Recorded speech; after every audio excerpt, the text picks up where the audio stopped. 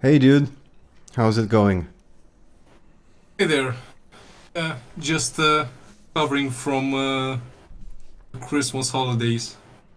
Yeah, so all Romanians have to recover after the Christmas holidays, but Uh, yeah, this is just Not so much from all the drinks, but mostly from all the food. yeah. Is We tend to overeat in order to have enough supplies to last us through the year.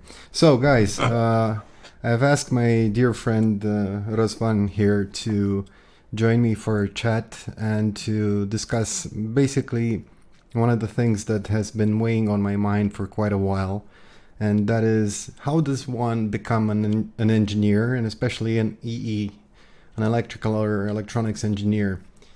Because I believe it takes a special kind of idiot to become an electrical engineer, or an electronics engineer for that matter.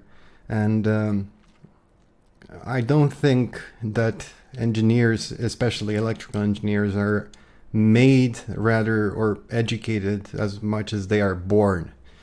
So, in order to support my very gatekeepy claim and my pretentiousness, I've asked a friend to back me up. So, Rezvan, you're an engineer, right? yeah, yeah. Well, engineer, maker, tinkerer, yeah. Just you name it. I think I can. I think I have it, or I've learned about it. So yeah.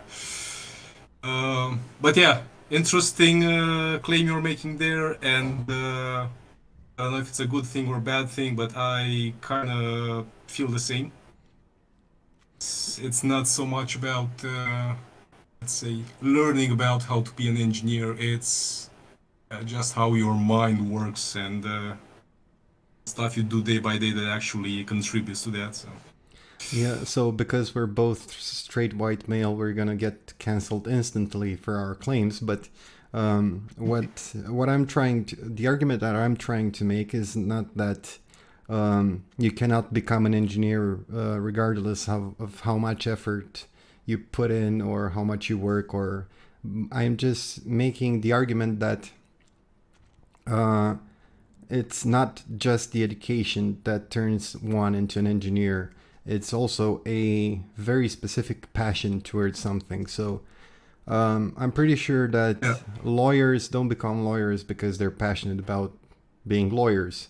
Doctors, it's a different thing. It's about empathy and a relationship with human beings and health and the human body and understanding the inner workings of a patient and helping them. And it's very altruistic. Architects may have a different kind of passion, but engineering takes a specific desire to destroy everything on hand to learn how things are created.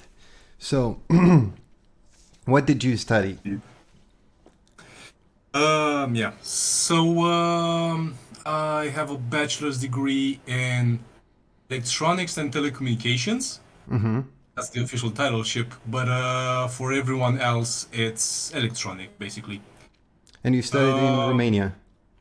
yes, fortunately or unfortunately, yes, I did. Um, yeah, I don't know if it has any impact on this discussion or not. I graduated from a university in Iași, so So yeah. your structure for the classes, how was it? Because I think I was too young to get the same system as you did.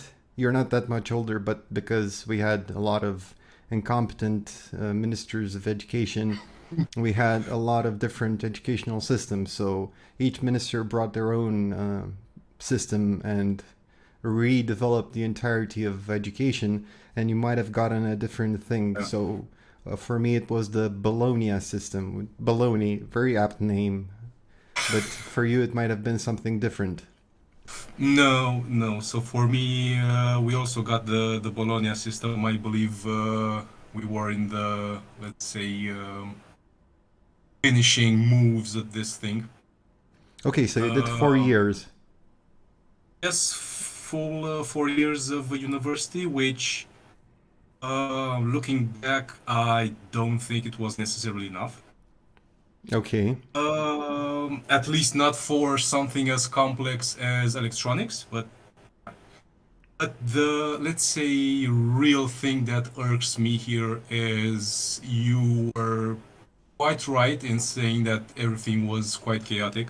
Mm-hmm. And despite the fact that there have been, let's say, reforms and new laws and ministers of education that came up with bright ideas, each and every one of them.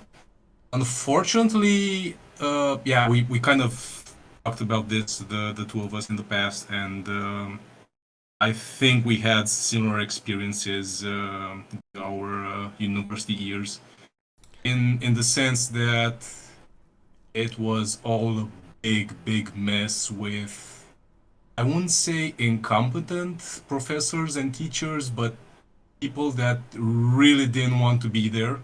Yeah. Yeah. Um, and that is actually, in my opinion, a real shame because yeah, they had access to quite some interesting resources, but unless you were, let's say, some sort of a teacher's pet, you never actually got access to those resources. Be those resources just, let's say, intellectual ones, or actual hardware resources, like, for example, Like labs and getting to stuff. play with some, yeah, physical stuff, like, I don't know, getting to play with a Fluke DMM, for example, a handheld one, as opposed to one of those analog movement meters, which is not the best thing you can play with if you want to count zero point 0.1 volts or ohms or something. So, Yeah. real interesting experience that I've had, not in the best of ways. Um, would I go back and redo it all over again? Hell no. And unfortunately, this kind of thing actually left quite some, let's say, scars, uh, educational scars, emotional, educational, I don't know. In the fact Both. that yeah, every time I think about doing something in higher education, like masters, doctors, blah blah, I, yeah, 2 seconds later, I kind of get the chills and I Pavlovian quickly response. want to think about something else. Yeah. Yeah. Uh, So, yeah, yeah, your experience is very hits very close to home. So I studied electrical engineering. I studied in Bucharest, and I don't want to. So the university was pretty good. We had a lot of good professors. Apparently, it was the second or third hardest one in the whole of Polytechnica. And judging by what I've since learned, I think it was the hardest one. Um, the equipment that I had at my disposal in university was of varying degrees of ancient to surprisingly modern. So yeah, we had labs on electrical machines. That's what it was called. So we had um, AC synchronous motors and stuff like that. And I remember we had one DC, one shunt wound or series wound DC motor made by Brown Boveri in late 1900 and something. So it was still yeah, something that we were doing experiments on, but then again, we had test benches that were brand spanking new. Um, in the electronics labs, I remember that I'm gonna try and insert a photo so we can understand what's going on. So we didn't have oscilloscopes back in the day. Um, a very smart professor decided that despite the fact that the university couldn't afford to buy oscilloscopes for everybody, they had to do something. So they bought a very famous Romanian sport TV with a 13, 15 centimeter black and white picture tube. and they put them in some very special crates, which were modified. They were modifying their boxes, the boxes that the TVs came in, and they did a sawtooth generator with for the time base, and then they did a program like a configurable amplifier for the input, and they painted some lines on the CRT front, and we had educational style oscilloscopes. Like, imagine working, like, seeing a $20,000 Keysight scope when you were 15 or 16 on YouTube, and then getting to university and seeing something that was straight out of Frankenstein. So we had, and other labs, for example, had the fancy Fluke calibrators for three-phase power measurements and stuff like this. So it was very oxymoronic of an experience. I don't recall anything as shocking. And the professors were equally split into two categories. So we had very talented, very capable professors and horrible monsters at the same time. So absolutely, I won't go into details because it makes me physically sick, but we had professors who were so evil and mean and despicable that they shouldn't be allowed to get out of their houses, let alone teach in a university. So but that university was very well equipped compared to, for example, the electronics university that's in Bucharest. So I was very lucky in that respect. Very, very lucky. Okay, so we both had excellent experiences studying. We both had excellent experiences as children. Let me guess. Did you also have like 15 or 16 subjects per year, like in total of about 60 subjects in total in university? Yes. Starting I off don't with remember math, exactly. physics. The first year, that was horrible because basically all of the subjects we had, they were basically theoretical ones. Um, Advanced mathematics, physics, which was really interesting about physics because most of the stuff was optics and mechanics and stuff like this, which has, let's say, very little to do with actual electronics. Also a bit of programming, some very advanced programming we had to do in Borland C. So yeah, cherry on top. So the first year was highly theoretical. Very few, let's say, practical lab hours. But yeah, I think we had the same number of 60 total subjects. But yeah, it was a really interesting thing that we, yeah, let's say, also had some non subject related. Let's put it like that. I honestly forgot what those are. I think one of them was actually physical education or something like that. We also had that. Uh, We also had, um, we didn't have economics, or I think we did have economics, but we had European culture and civilization. And oh yeah. when somebody asked ridiculously, it was a very ridiculous question to ask, why do we need to learn this? The professor, actually the seminar teacher, had a very, very good answer, and she said, because engineers are meant to be intellectuals. And the poor guys were actually trying their best to turn a bunch of barely functionally illiterate people into the ministry's idea of an intellectual.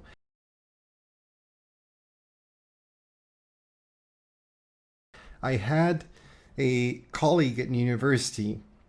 We had a lab of advanced algebra, and he was from a village. He wasn't very well off. He wasn't very smart. I'm sorry that I have to say this, and it's very mean of me, but it needs to be said out loud so you can imagine just how university is right here.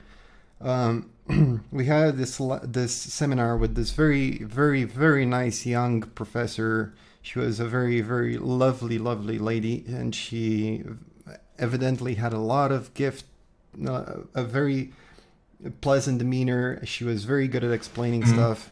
And this guy was sitting smack dab middle of the class, front row, lifted his shirt up and started picking his belly, his belly button, in front of the professor. And she looked at him, ignored him, and just so imagine that. And this was Uh, by no means the exception. Did you have anything like that? Unfortunately, we did, yes. But because it was, let's say, a pretty difficult electronics is, yeah, electrotechnics, electronics, they're all pretty, let's say, hard on the psyche. And I believe by the third year, the one, well, I think about 50% of the initial guys that made it in with us actually dropped out. I believe by the third year, only those with a real interest and a real passion for this actually still remained, which were like, I don't know, 60 people, something like that. So Um, we were so even worse off. We because you reminded me of that. We got 300-ish people got into 1 year, and out of the 300, 45 or 50 graduated. So okay, the the amount of like dropouts is extraordinary because, and yeah, this is something yeah, that I learned later, because it's Bucharest. They don't actually want to study in university. They want to have a few months of what do you call it, the free housing that the government. So university in Romania is free yeah. for the viewers, and you also get very cheap accommodation for students in dorm rooms, yeah. Dorm rooms are terrible. They're filthy, and it's not only the students' fault, but it's also the administration's fault. I was lucky enough to never live in a dorm, but the I majority of did. It sucked. the majority of students that I talked to and had no interest in actually going to university went to Bucharest to university to have a few months of dorm accommodation so they could get a job in Bucharest, which is absolutely depressing. Yeah, So yeah.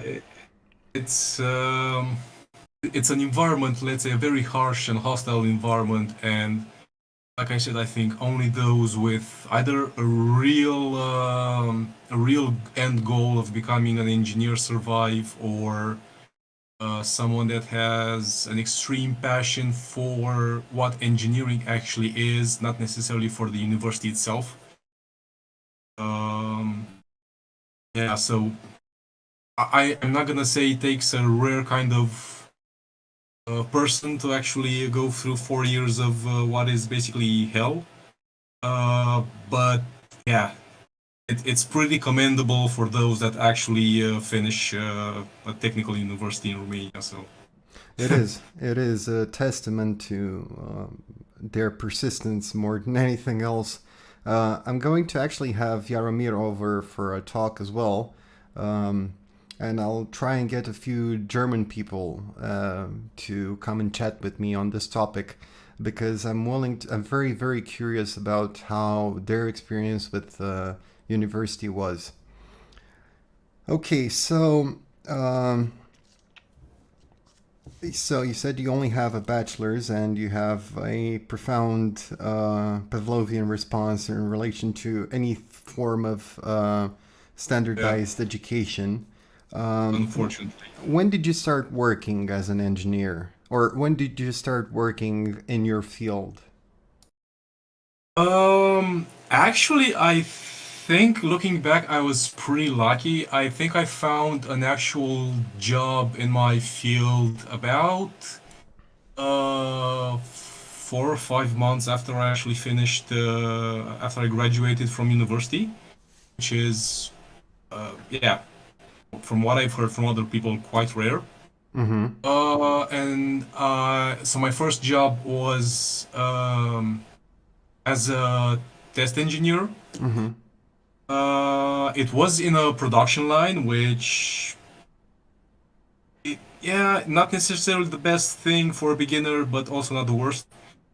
Um, and what the job entailed was basically, yeah, take PCB assemblies, put them on a bit of nails machine, run tests on them.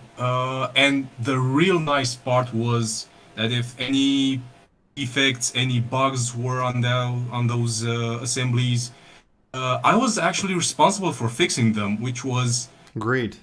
honestly, that was the best thing that could ever happen to me as a learning experience, Mm-hmm.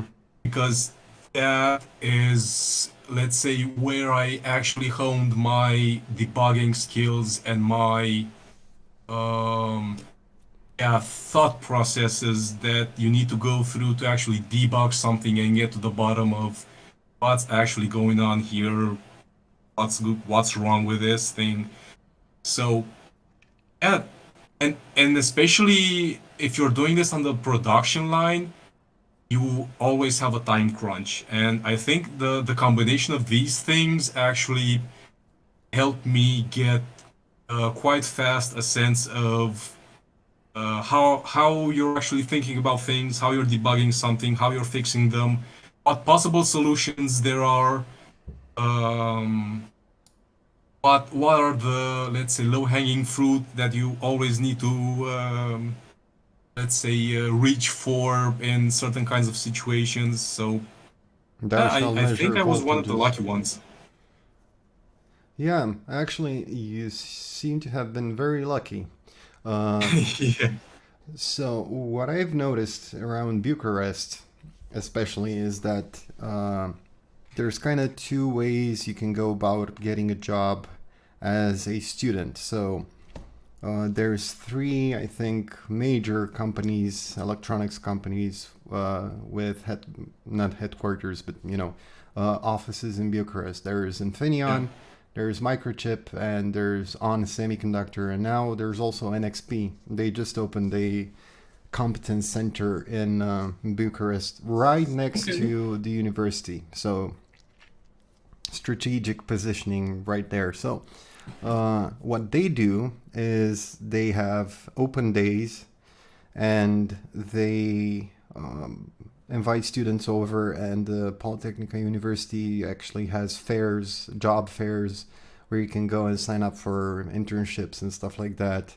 And most of these companies actually have paid internships, and you can be a working student, and you can have like half of a uh, like you can work half a number of hours that a normal engineer would work, get Yeah. significantly lower pay. I presume we don't know their salaries, or at least I don't know.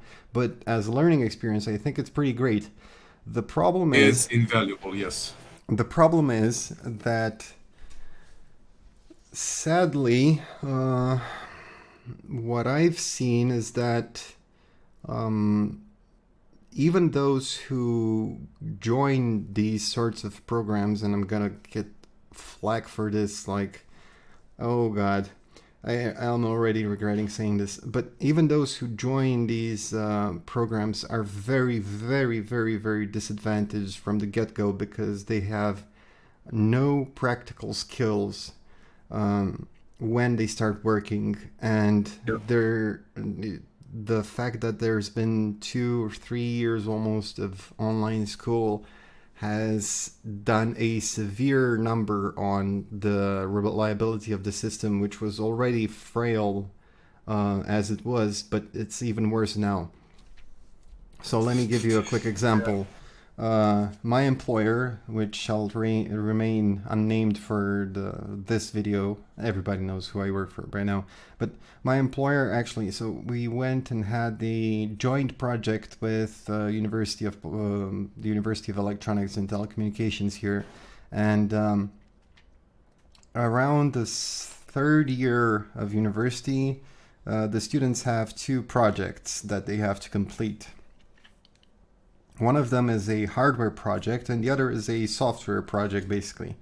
So, the hardware project involves something which for me is very stupid. They're given a ORCAD, PCAD, PCAD's license. I don't know, whichever the PCB layout one is, and they're given a task with usually they have to design either a linear regulator or a oscillator, a Wien bridge oscillator, Wien bridge oscillator, and they have to do the schematics, simulation, design a layout, wait for around like 6 months for PCBs to arrive, assemble the PCBs, and then debug them and commission them and measure them. And guess what? Apparently, they didn't have enough people to help with the debugging, and there were a couple of hundred students.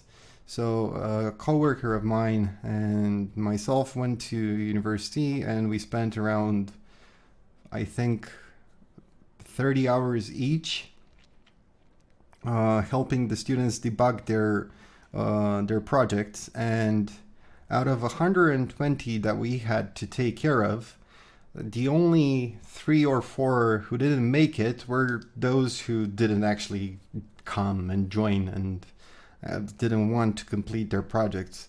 And the amount of infuriating levels of stuff that we observed was just insane. So footprints for transistors mirrored because nobody vetoed the libraries and verified them.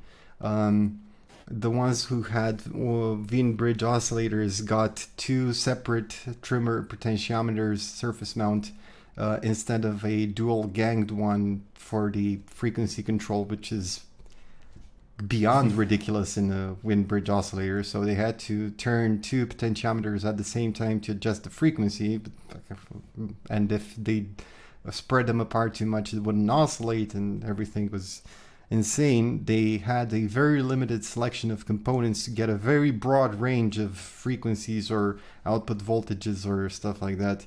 And the lack of equipment, we brought our own scalpels and tweezers and solder and flux and everything. So they didn't even have these, and power supplies, since Tutankhamun was a student and stuff like that. So, and it was great for us because we had a lot of fun.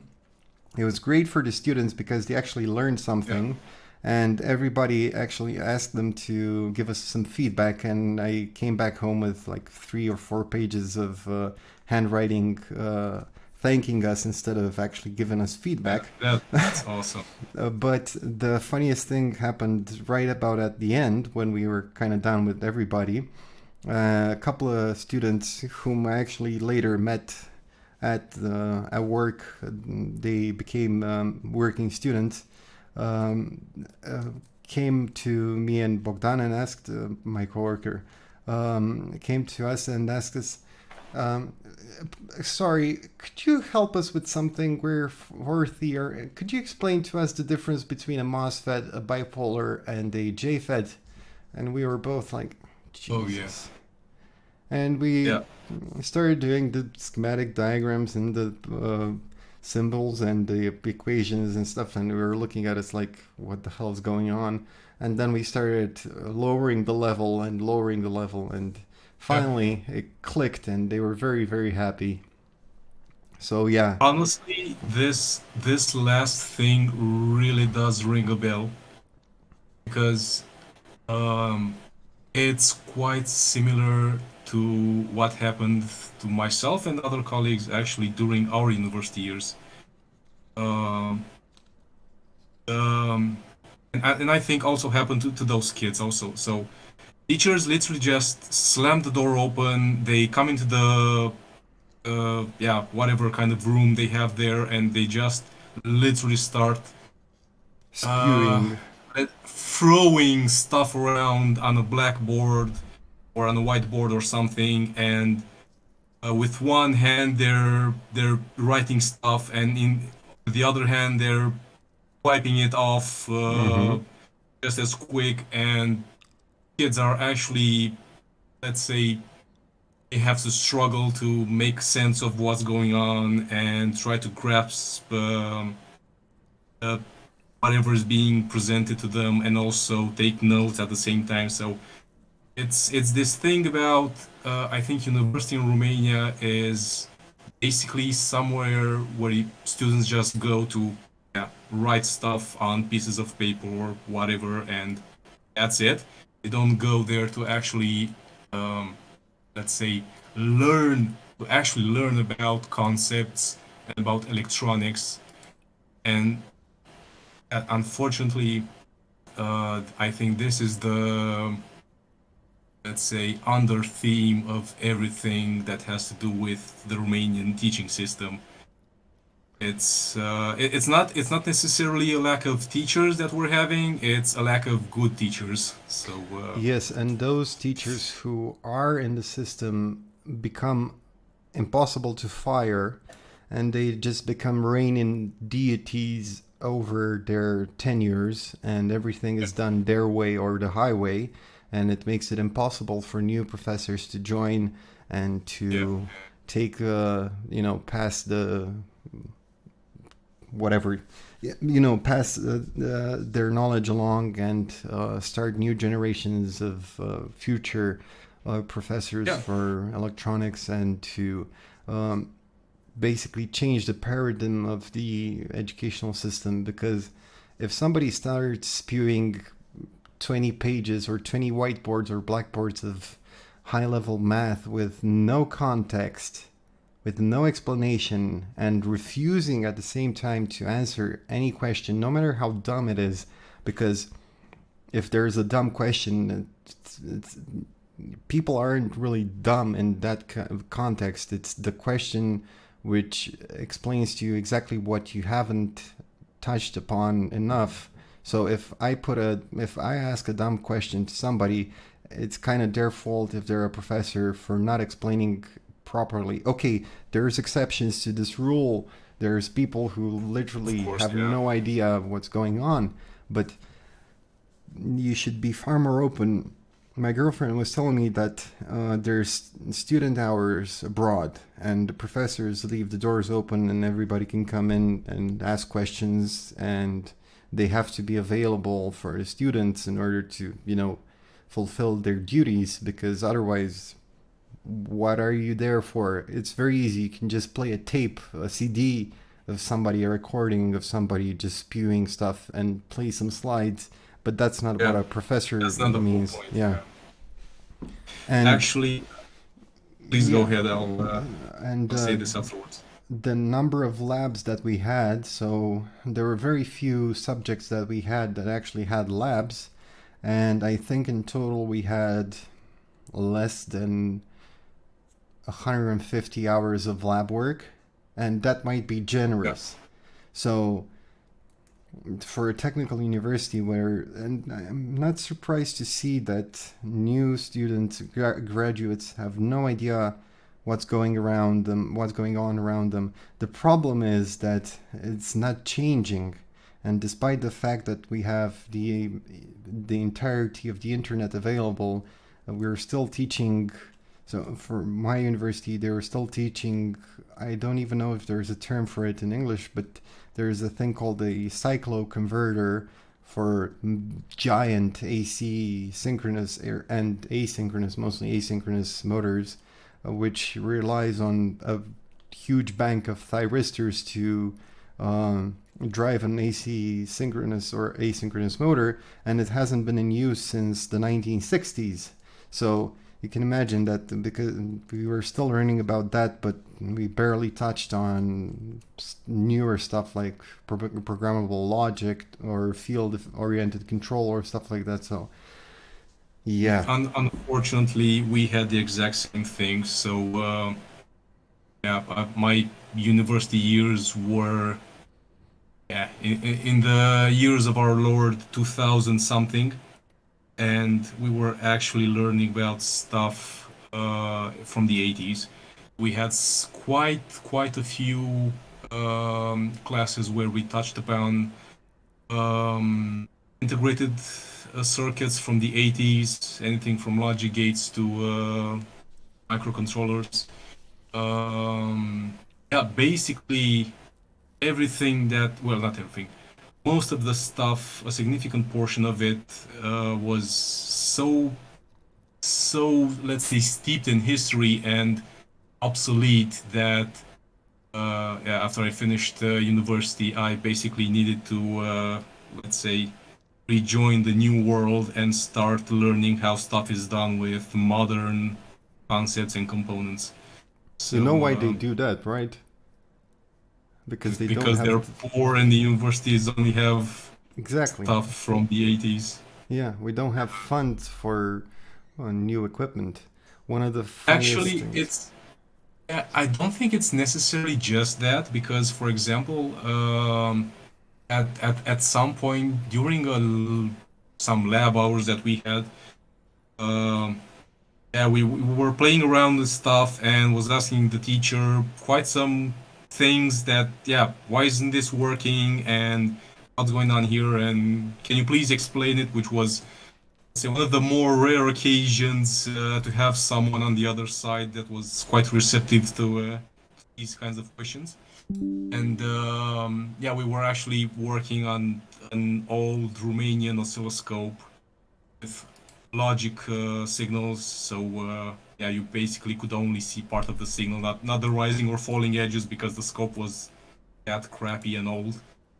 And at some point, the teacher just went to a cabinet somewhere, opened it up, took out a not necessarily modern scope, but yeah, like a Tektronix something with a color LCD, and put it in front of us. We turned it on, and yeah, that Everything worked. actually made a world of difference. And Hmm. it wasn't the fact that the university didn't have funds for stuff like this. The stuff that it's the thing that the mentality in of the teachers was, yeah, we have nice equipment, but let's not let the students play with it because they might just break it. They might break it. Yeah, exactly. Which, first of all, I have not yet seen equipment that is that sensitive Hmm. or that crappy. And second of all, yeah, that's not really a good mentality to have as a professor, as a teacher, as someone that needs or wants to, let's say, inspire young generation of people, of students. That's really not something healthy to have. So it's a combination of lack of funds and the The pre-existing mentality. mentality in, let's say, the older generation of professors. These two things don't really go together. They don't, indeed. Uh, we were so I might have told you that I joined the master's program, so we're doing advanced microelectronics now, which is nice because it basically recaps some of the electronics that you did in university with the analog design and digital design and silicon layout and stuff like that, which is good to know. And we had a lab about power semiconductor devices, and we were doing a experiment. We were actually probing silicon with tungsten wires and the prober and wafer prober, and they even had quite a nice Keithley 4200 semiconductor parameter analyzer. And we started putting the needles on the thing and connecting the stuff. And at one point, I recalled asking the professor, sorry, why aren't, if we're using, there's a thing called the Van der Pau method of determining resistance in silicon for a structure. It needs 4 SMUs. That's the basic point. So, and I was asking, like, why don't we use 4 SMUs on this thing and just make them source and sink and change them instead of changing the cables every time. And he says to me, because we don't have a fourth one. And and I was so upset that they didn't have the fourth one that I actually managed to find a 4200 SMU plugin and gave them to them. And I said, this is free, no interest, no, it's not a bribery. It's not for you to give me a better grade. I don't give a flying rat's ass about grades. But please don't make people disconnect cables just because. So here you go. Have another source meter, but just go and plug it in and set it up. It's been a couple of months and they still haven't done that. So I think they're just keeping it as a spare, and I started regretting that I actually gave it to them. But anyway, hopefully at some point they might actually plug it in and use it. So, and yeah, it's the same mentality that you were talking about, that they actually have good stuff, but they don't want to let the students use that stuff is so predominant, and I don't understand why. Because if you're gonna finish university in Romania and you're gonna go to your job, seeing high hopes from my part, actually thinking that you could land a job in this climate right now. But let's say you go to your job and your boss comes over and says, well, today you're going to have to do some measurements on this circuit board and determine what's overheating or what's failing. And it gives you a fluke, a DMM, an 87.5, and a mid-range 3000 series Keysight scope or something like that, and a FLIR thermal camera and a nice power supply, programmable power supply, and a few test leads, and it tells you there's a schematic, download the repository, you have the layout in Altium, open Altium, measure the things and come back to me with what you think is going wrong. Well, a student graduating in Romania and in the year of our Lord 2022 is gonna be completely godsmacked because excuse me, what is Altium? Who is Keysight? What is Fluke? Help. And it's really depressing. Like, you should be able to read a schematic when you finish university. You should be able to configure an instrument. You'd be surprised. You'd be surprised by at least from when I was finishing up university, the amount of fellow colleagues that I had that were, let's say, they had sidestepped somehow the whole practical part of electronics. They maybe knew formulas about silicon and BJTs and MOSFETs and stuff like this. But I swear to God, there were people that if you put or if you ask them to make an inverting amplifier, simple one, just make a simple schematic for it or something, yeah, they would have just been stuck. They couldn't handle a request like that. And unfortunately, I think I was also somewhere in that kind of state of mind. So you remember I told you earlier that I actually got a job quite early after after finishing up university. The first interview I had with someone from that particular company, I actually failed the first interview I had there because the interview was basically quite practical. So the questions were simple-ish, like what kinds of ADCs there are, what kind of types. I had to basically identify some inverting and uninverting amplifiers and just write down the gain formulas for them and yeah, just let's say basic level electronics. And I failed that quite miserably actually, because all of the information, I actually had that information in my mind, but everything was so jumbled up. You couldn't make I heads or swear to God, tails. I could not. Yeah, I could not make heads or tails of anything. And well, I was maybe doubly lucky that I had another interview with someone else, and they thought I actually have some knowledge, but yeah, need a bit of more learning, let's say. So I got a job, and right after I got the job, I just started downloading PDF books about electronics. At that point, I also found out that there is something called the art of electronics. Hmm. So I just dove into those things, and I started actually learning electronics. Yeah, yeah. So yeah, a lot of students, yeah, after 4 years or 5 years of university, I don't know what the new standard is right now, but yeah, a lot of them just finish up university, and the information is there, and it wasn't really used that much. Or So contextualized. yeah, so that is something, honestly, that I think that's what the Romanian school system is missing.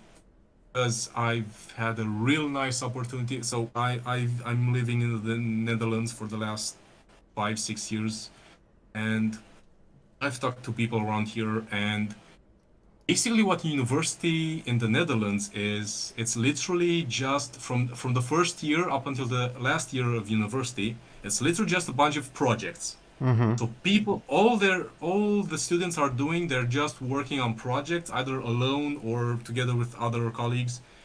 But literally that's how learning is done here. So it's highly hands-on, very Practical and pragmatic.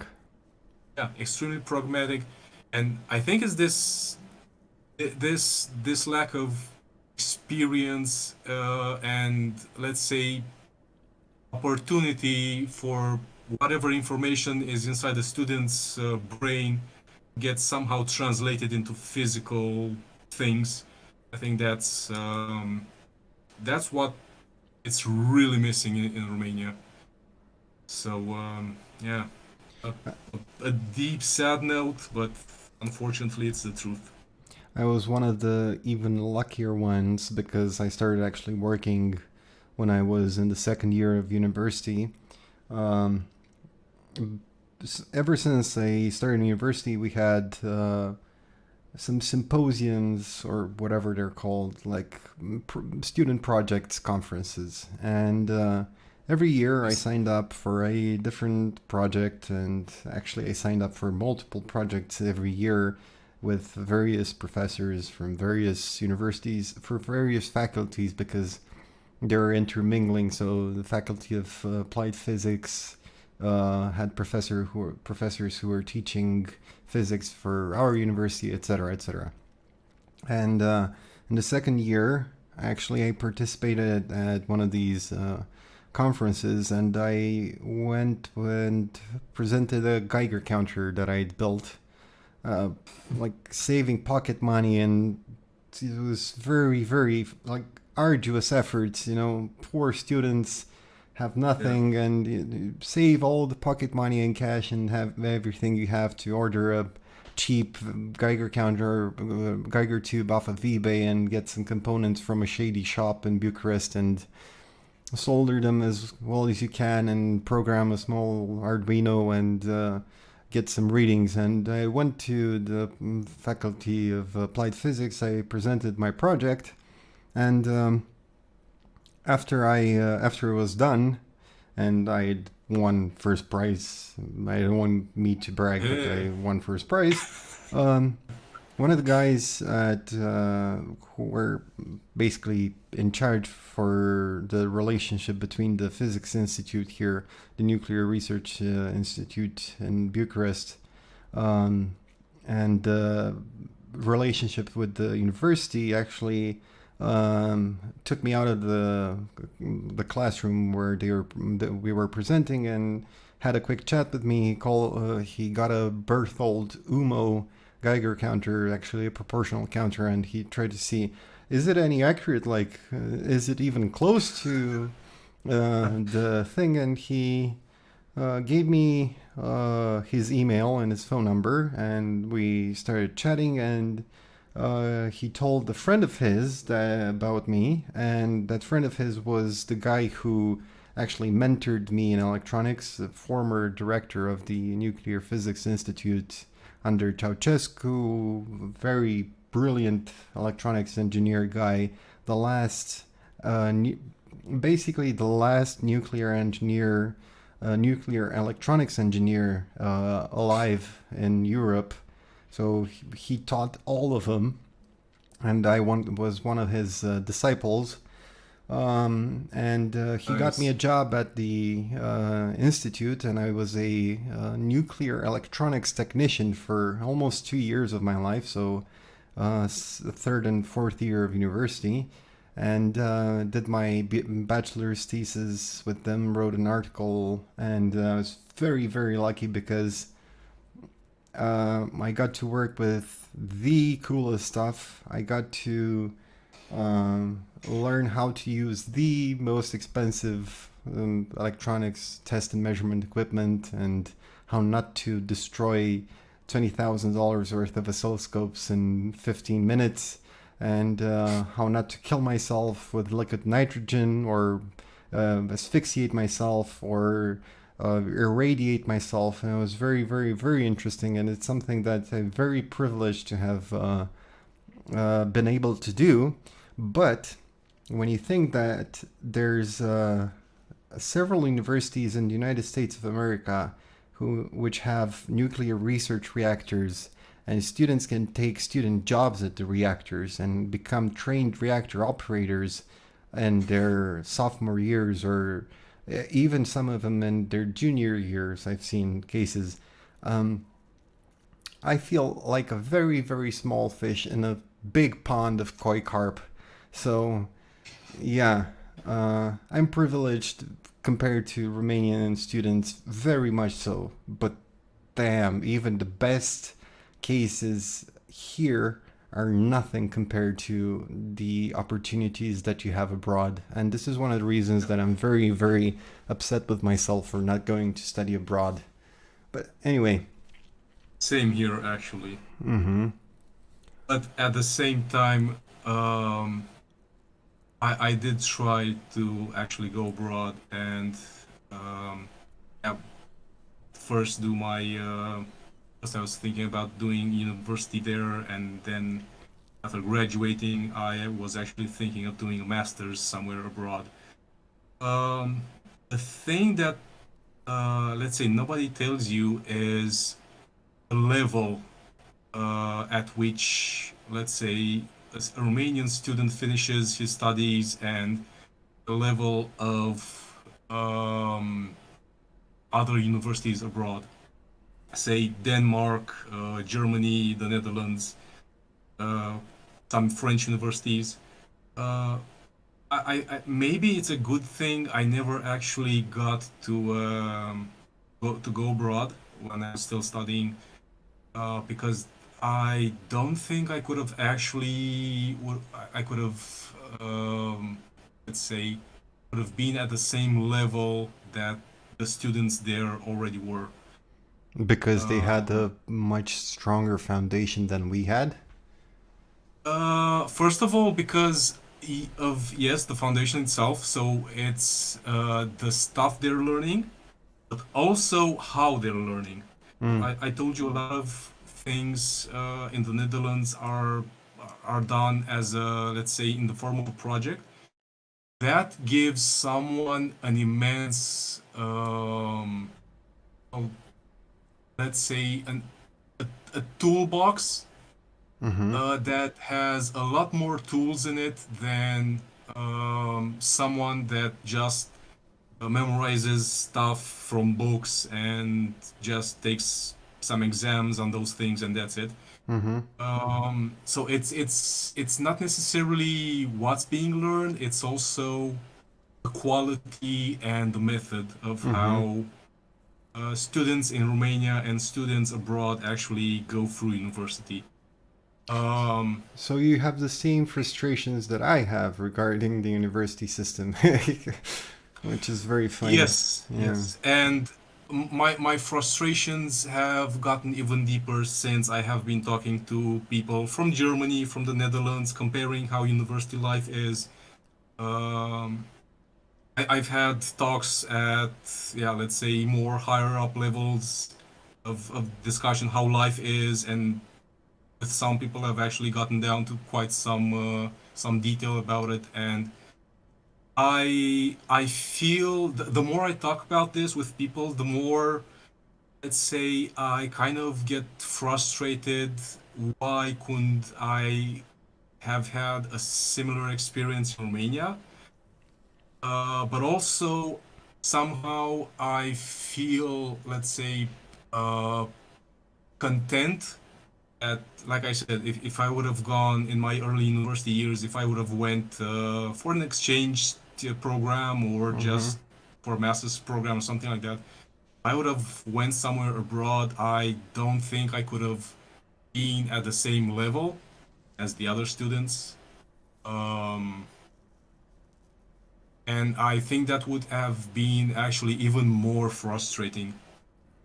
Well, So, we are we are basically made up of the sum of choices that we made until the present moment. yeah, So, I think both of us are pretty happy with what we've got and where we are. So, I think both of us made the right decisions at the right time, even though in retrospective, it might seem that we could have gone better. But yeah, I'm not complaining.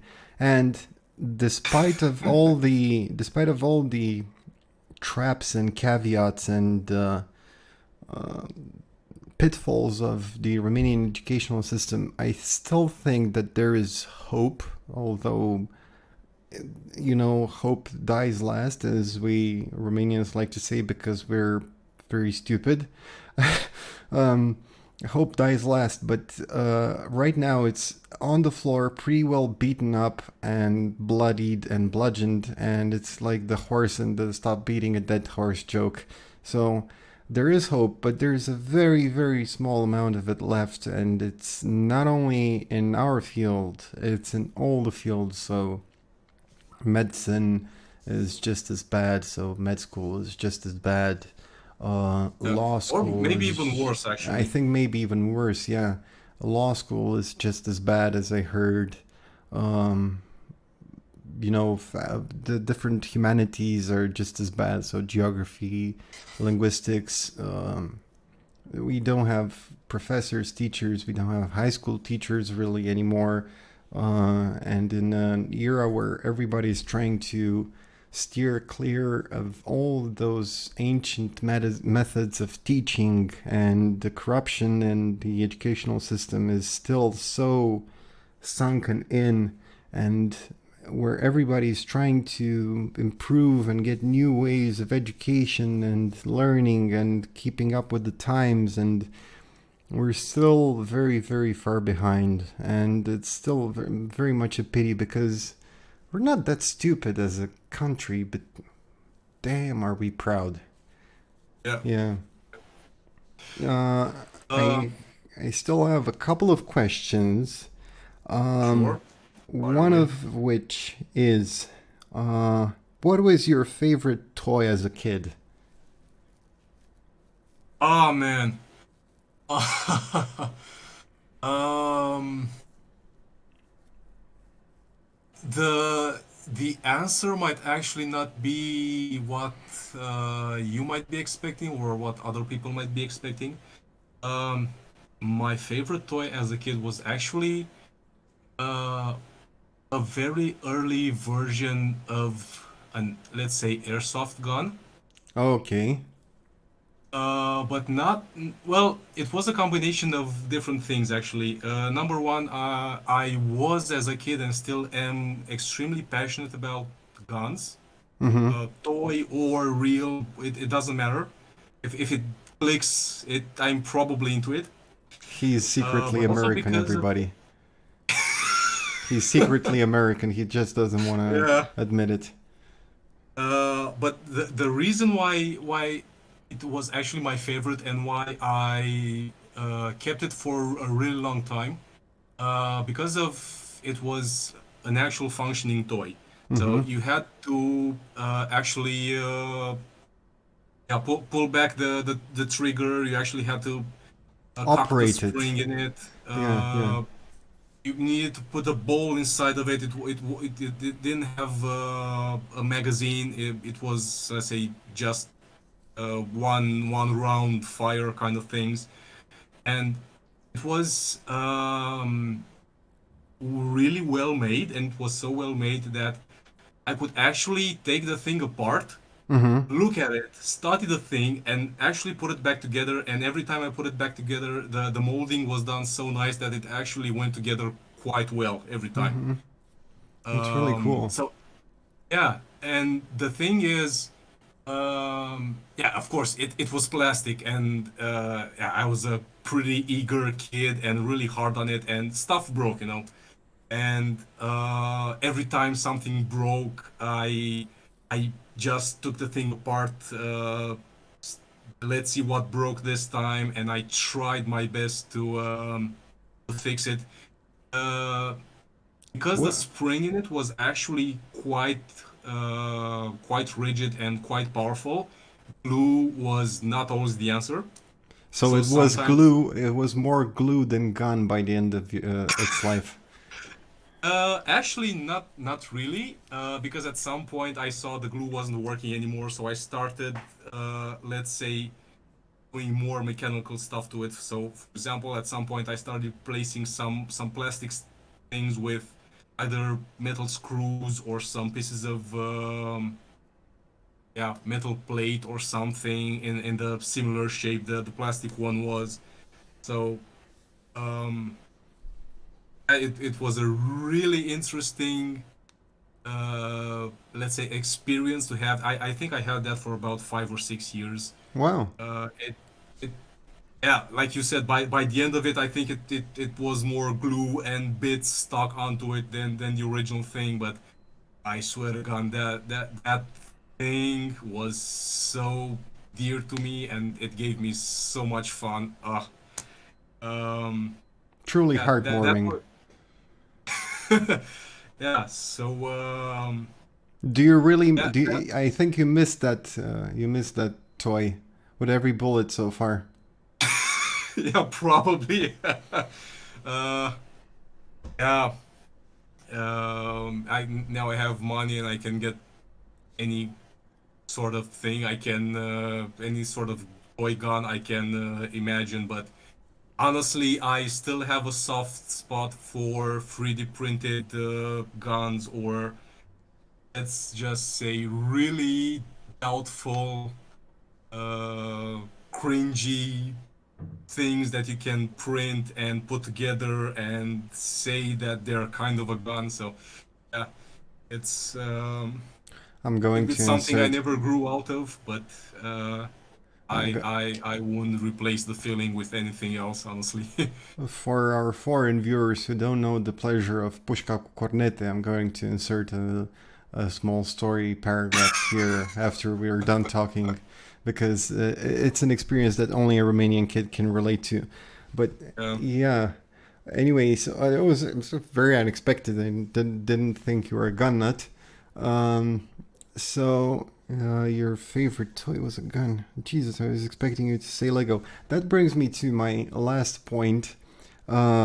Actually, I have 2 points that I wanted to make.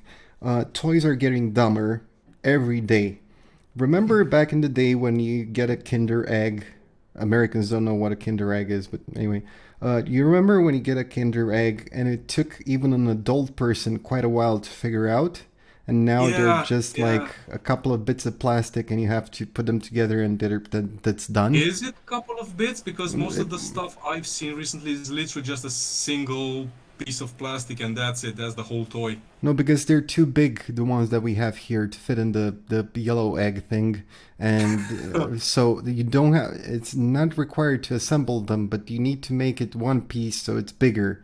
So I think that's why. So you'd have puzzles and small wind-up toys and complex things with lots of intricate small bits, and of course some kids would inevitably die choking on them, but that's their parents' fault. But I'm pretty sure that toys used to be smarter. When I was a kid, I didn't play with Legos as much as I played with Meccano. Do you remember Meccano? Unfortunately, I do know about it. Unfortunately, let's just say my parents didn't have the financial means to get me one of those things. That's I very lusted sad. for those, but yeah, yeah. Yeah, well, Um, so I didn't get much toys, much in the way of toys either. But man, when I got toys, it was either that or Lego. And so Meccano were great. Like for those who don't know, Meccano were uh, kind of like Lego, but instead of very finely made plastic pieces that fit together perfectly, you had very finely stamped sheet steel in various shapes, which fit together with screws and nuts, and you had Allen wrenches to tighten the nuts, and you had gear trains and mechanisms, and you can build yeah, like anything up to even like cranes and stuff, and they were all fully functional.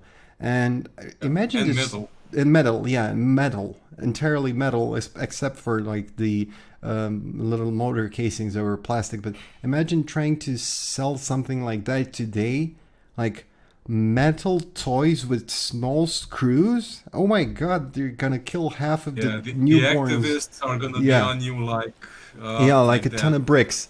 And I remember just toys in general being smarter and more interesting. And today it's just, I think it's more about the experience of unpacking something than the experience of actually playing with Yeah, that toy. really So, sad. yeah, that's why I asked you about the favorite toy because Jesus Christ, I'm looking. I sometimes have the urge to get a toy, but every time I think of getting a toy, I realize there's nothing interesting out there. So, yeah, Um, that's why I think 3D printing is a thing right now, and yeah, just make your own toy. yeah, That's actually the, let's say, more maybe interesting thing. But yeah, no, it's I've seen. I'm 35 years old. I'm neither young or old. I'm probably somewhere in between. But honestly, I can tell you that I have seen, let's say, stuff being dumbed down so much to the point that yeah, you kind of doubt the purpose they were initially created for.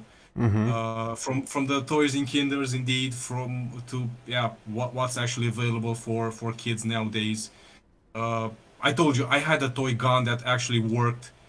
Um, that I can tell you, those plastic BBs, those things really hurt.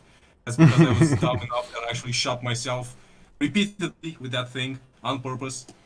Um, yeah, all right, with this information, what you will. But yeah, having the same thing nowadays in 2022, upcoming 2023, I think the people activists would be screaming to ban these kinds of toys because yeah, they're dangerous and blah blah. But I think there's a reason why, um, let's say, people, uh, teens are the way they are right now. I think a lot of stuff is decided for them yeah, yeah, instead exactly. of they just experiencing things. So yeah, that's probably part of the reason. Uh, The yeah, thing that it's makes me most sad about the quality of toys is that there's a critical step in the development of an infant brain between 6 months and about a year and a half, which basically dictates um, how that kid is going to go about solving problems. And I think that that's the best time to give him Legos. yeah. And if thank God that Lego is still a business and they're still doing well.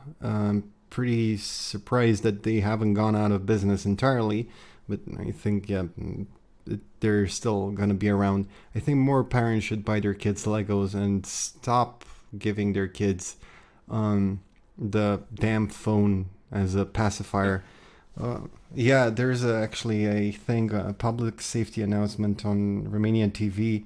Actually, they are instructing parents to spend as much time as possible with their children. So I think we can all see where this is going. And we're both very opinionated, and we should be ashamed of ourselves.